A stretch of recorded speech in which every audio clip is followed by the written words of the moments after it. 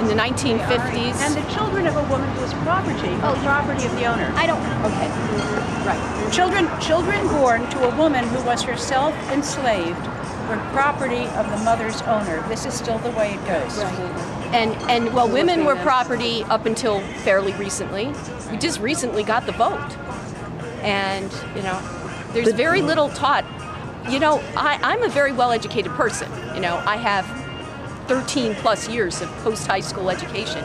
And it really wasn't until I was almost 30 that I realized that suffrage happened in my grandmother's generation. I didn't even know. This was not talked about in grade school. It was buried. They gave women the vote, and then they just buried it. So now we have a situation where women are not property as much, but children are still completely property.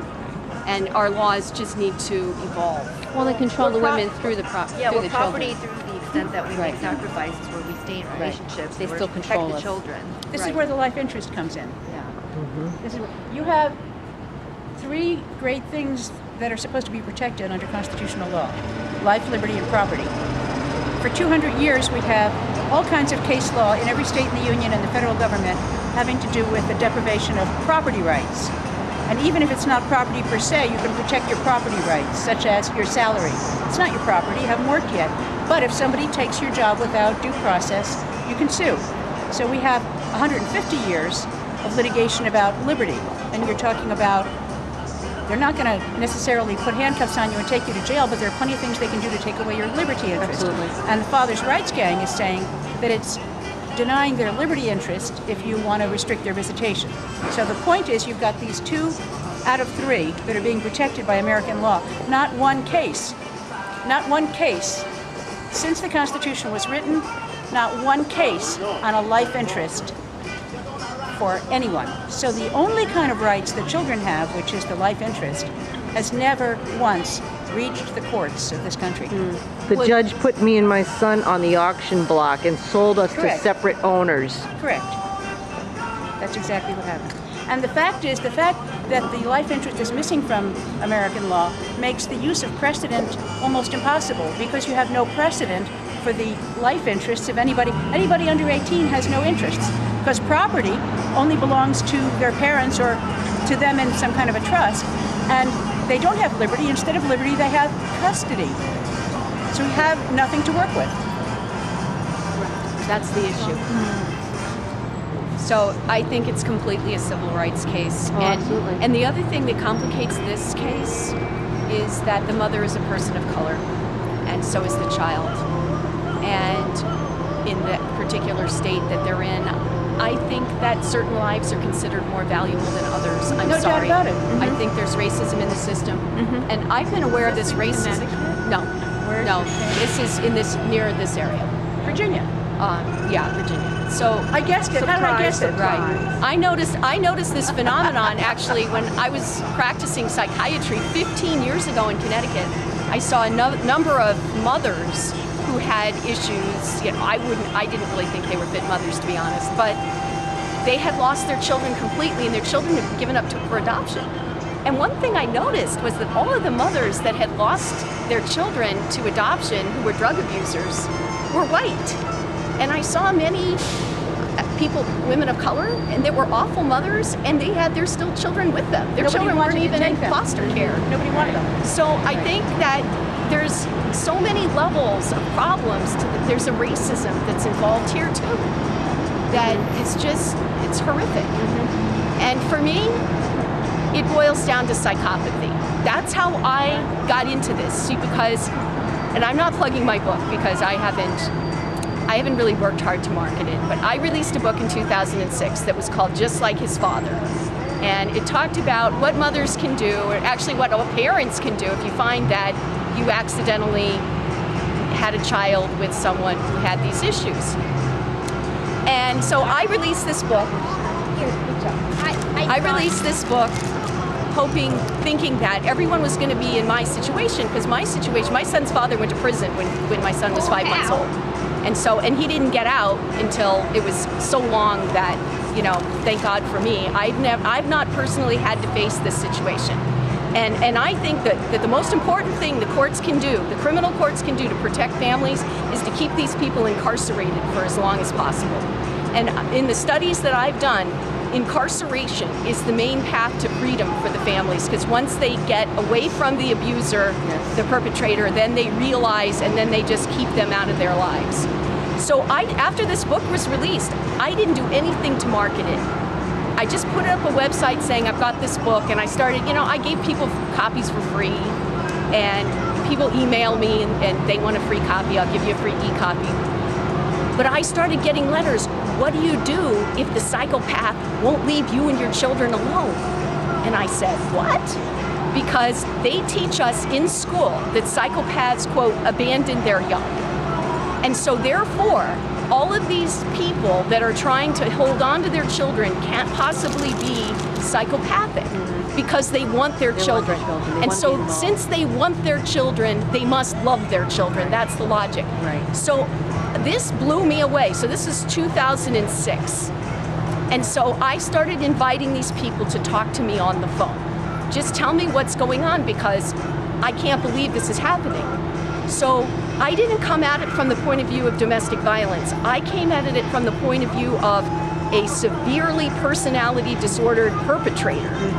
And I heard all these stories, and most of the people that I talked to were not violently affected by the relationship. They were mainly emotionally, psychologically, and financially abused. And so I started hearing story after story after story. And so then I said to myself, I had better do some sort of scientific, formal documentation of this.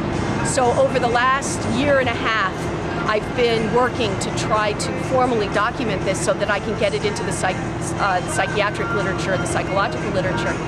And I have to say that I was in court watching a case in Long Island, New York, just this past summer.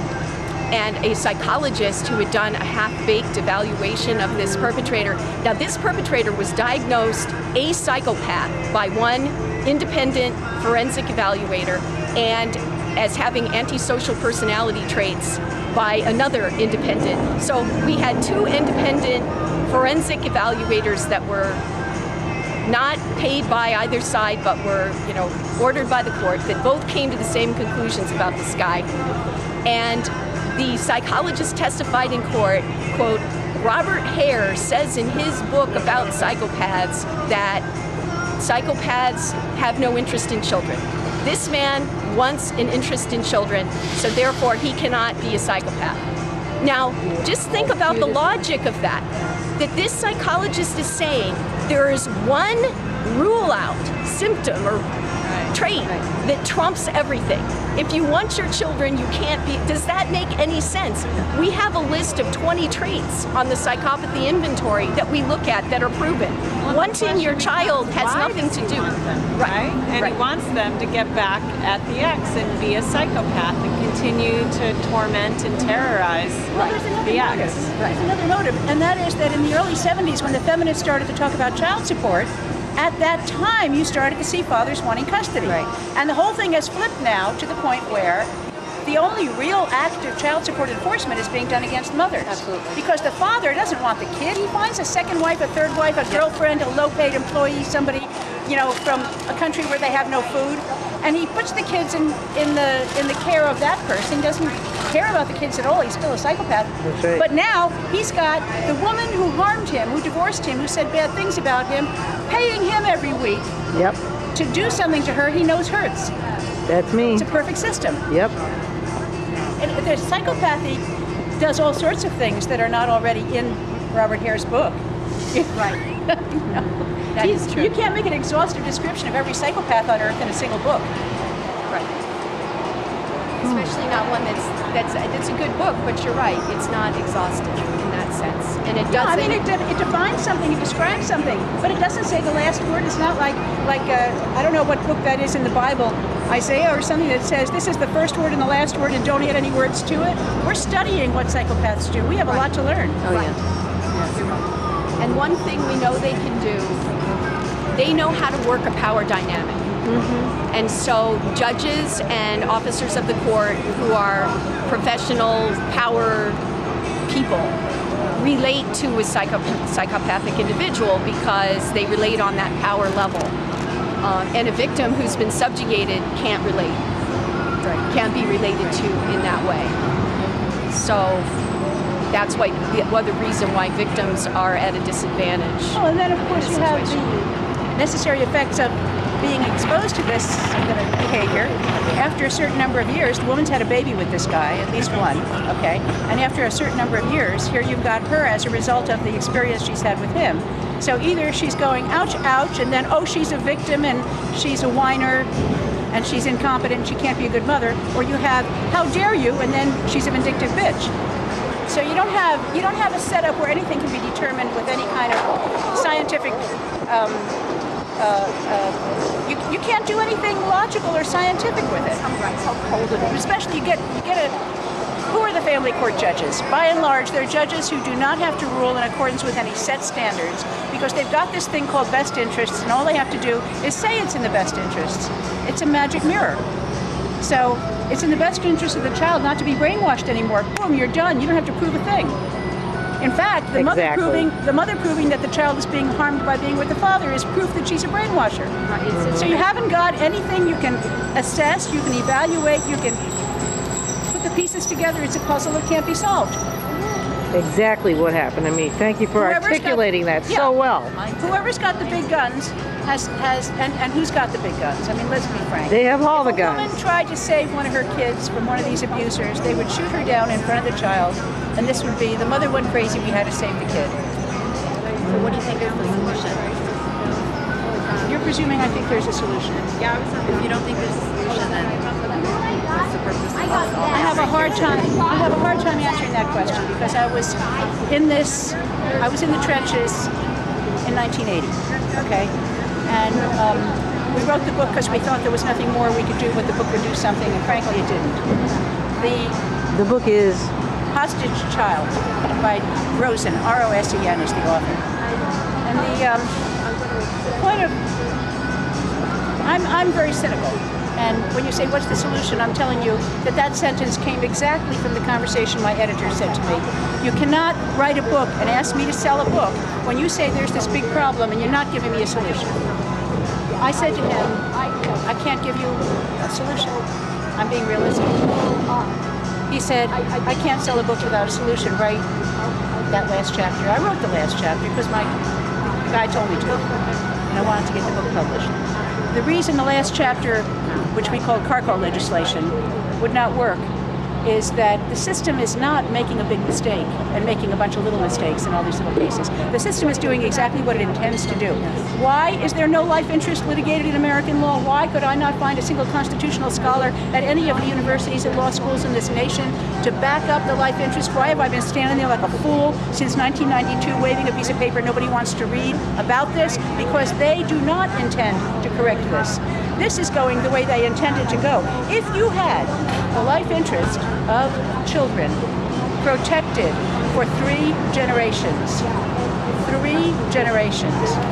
you would have absolute democracy in this country.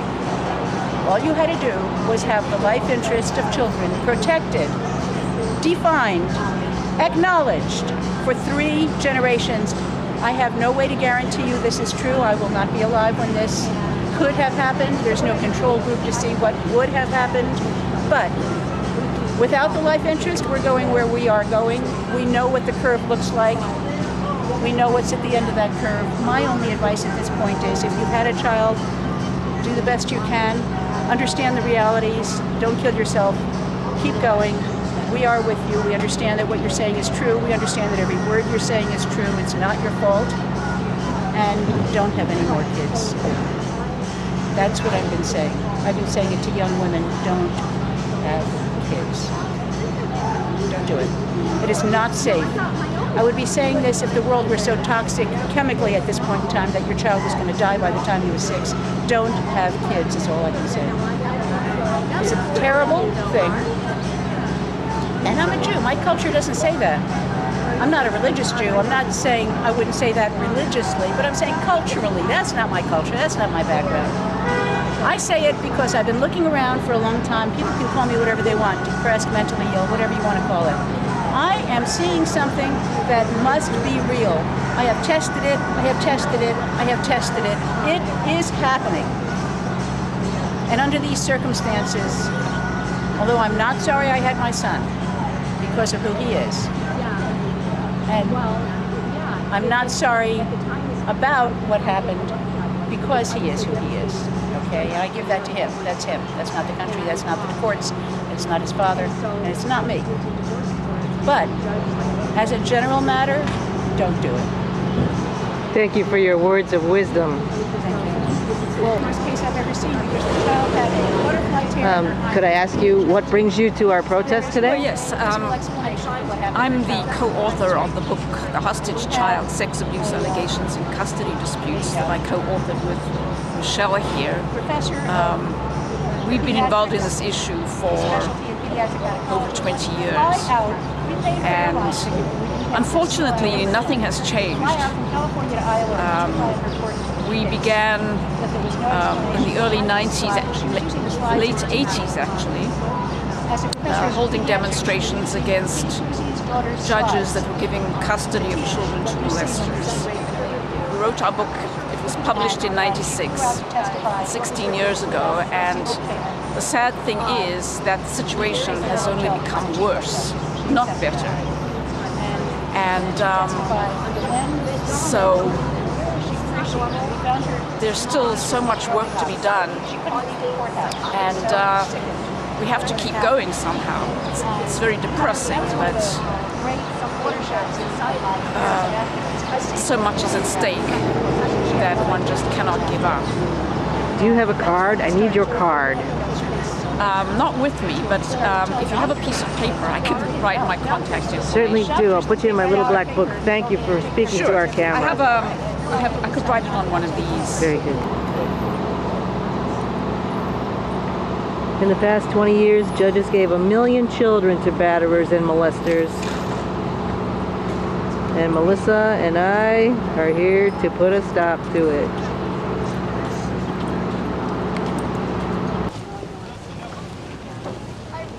Here we are finally in front of the White House. They opened up Pennsylvania Avenue.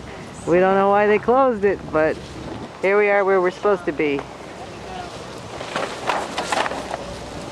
And the wind is coming up thanks to Hurricane Sandy. We have many supporters today. That's one thing that's very discouraging. We got Kathleen. What would you follow up with? We got Leanne. Right, to Teresa. We got Teresa. Take two hands. We got Vicki. So just kind of dance with the wind. Dance with the wind. We got. We have the unknown soldier. She fears judicial retaliation. And we have our fearless commander here in Lafayette Park. Am I allowed to protest on the other side?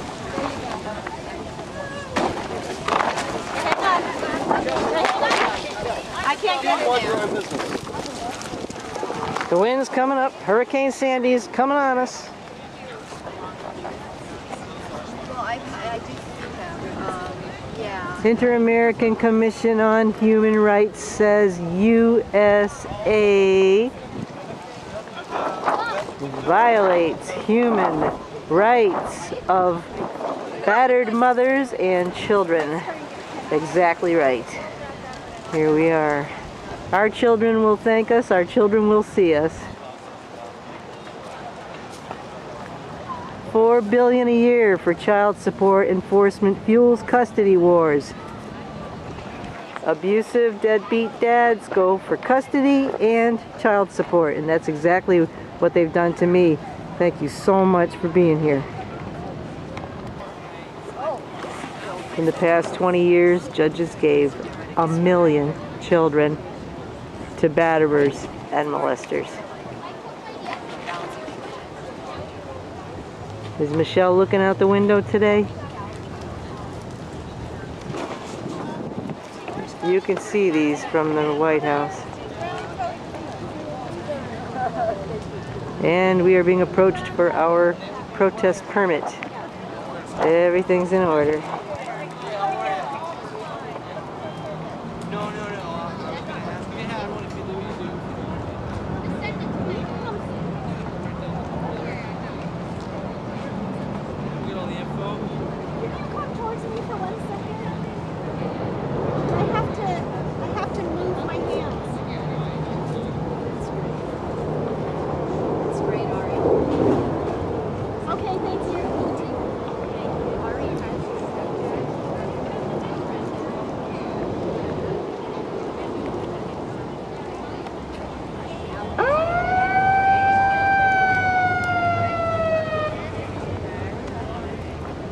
Hurricane Sandy is approaching the coast.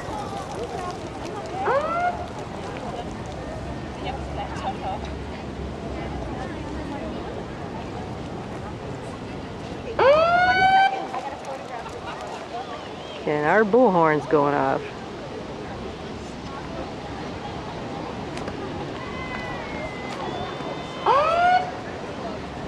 Oh no, it's his bullhorn. Sorry. Our bullhorn sounds a lot like it.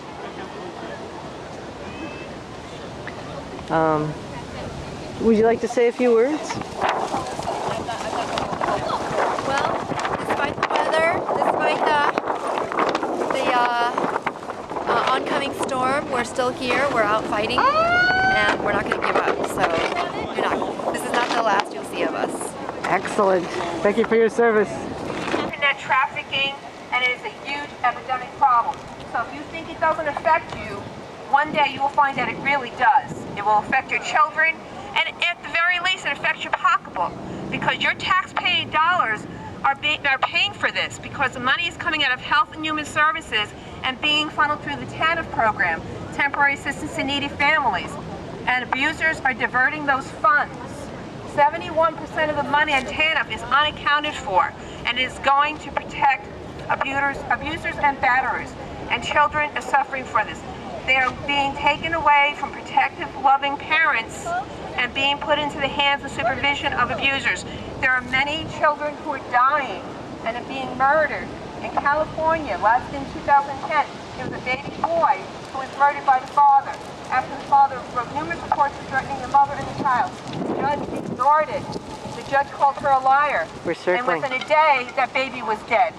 There are children being murdered across this country because they're being given to abusers. It is affecting everyone.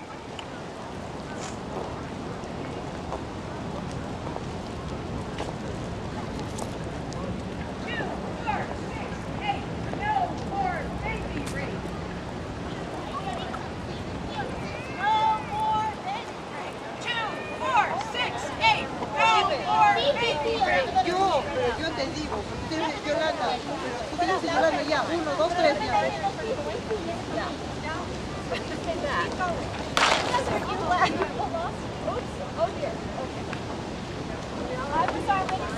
No voy a decir a la gente estoy You have to spread out that way in order to spread out. Quiero que tomara yo más.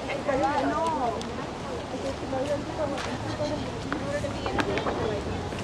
You have to keep going. All right. We'll keep going. Why are batterers and molesters getting custody of children? Why are batterers and molesters getting custody of their children? Ask us! Custody of their children. Why are batterers and molesters getting custody of their children? Why are batterers and child molesters getting custody? Ask us. Gentlemen, you gotta either keep moving or get on the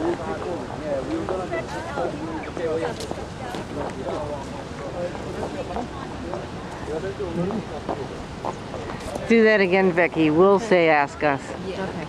Okay. Or no, you say ask us. Okay. You guys yell it out.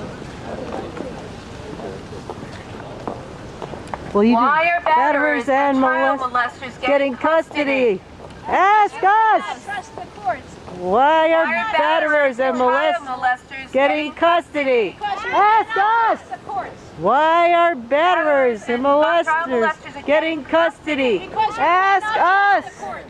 Why are batterers and molesters getting custody? Ask us! Why are batterers and molesters getting custody?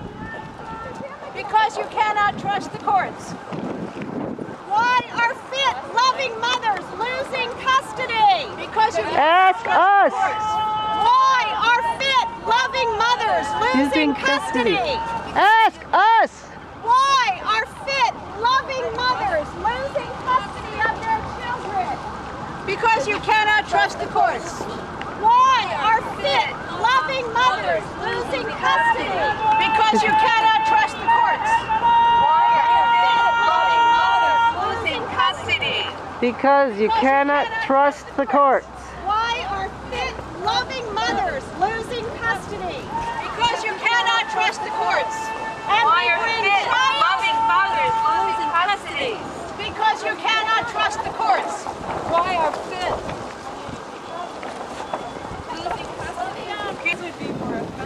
But everything the signs are saying, the taxpayer dollars are buying. Every single thing that these signs are saying are being paid for by the tax dollars. Nothing happens in these courts. No child gets run through the court system for a year and a half and given to a batterer who already has a record of beating up the wife, of beating up the kids, of molesting kids, of collecting child pornography, of failing to pay child support. None of these things go running through the courts for free. They run through the courts on your tax dollars. One case in Fairfax, Virginia. One case cost the state $250,000. They are still paying for that case. It started in 1980. The state of Virginia, the county of Fairfax, and the United States government have all chipped in tax dollars to make a court case happen that the kid, who's now 34 years old, says was a total waste of money, ruined his childhood, and paid for every kind of corruption you can name. And there's still corruption being paid for in every county, of every state, of every union, just to please batterers, molesters, and other unfit parents who understand that if you run something through the courts, you have at least a 50% chance of it coming out all wrong. Unfortunately, the chance of it coming out all wrong when there's a mother on the other side of the case is much greater. And why? Mothers lack power because they've been spending their time and money taking care of kids, not out in public getting more money from the government to do evil. What you have is a father's rights organization that's been working since the 70s to get the money, and they got it. It's your money. Say something about it. That's right, sister. I gotta change films right now. I'm running out of film. Perfect. Thank you so much, Professor.